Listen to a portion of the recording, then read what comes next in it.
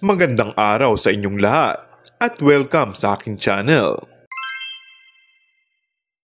Umamin na ang aktor na si Paulo Avellino sa tunay na estado ng kanyang love life.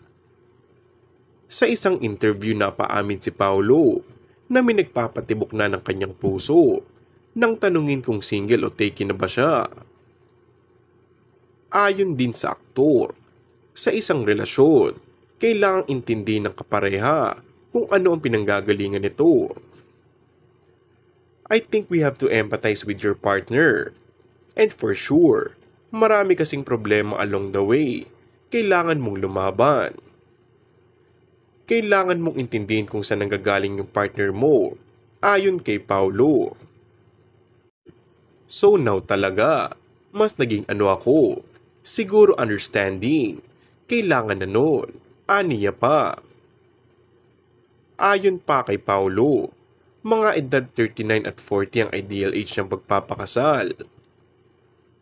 Ang nagustuhan niya rin sa isang babae ay someone who is smart and understanding.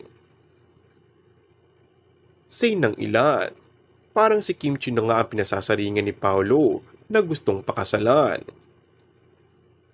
Masaya naman ang mga fan nila Kim Chiu dahil napag-usapan din na nga ang Kim Pao topic.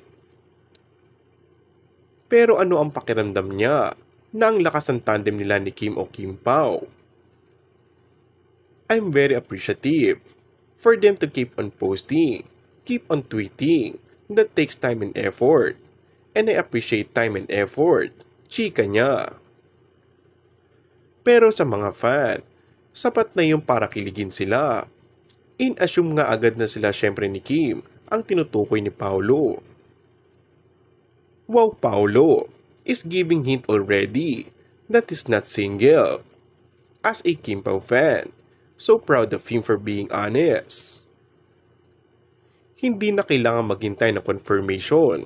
Hintay na lang tayo na ikasal sila ni Kim. And that's all for our today's video. Kung bago ka lang sa aking channel ay mag-subscribe at pindutin na rin ang notification bell. Maraming salamat!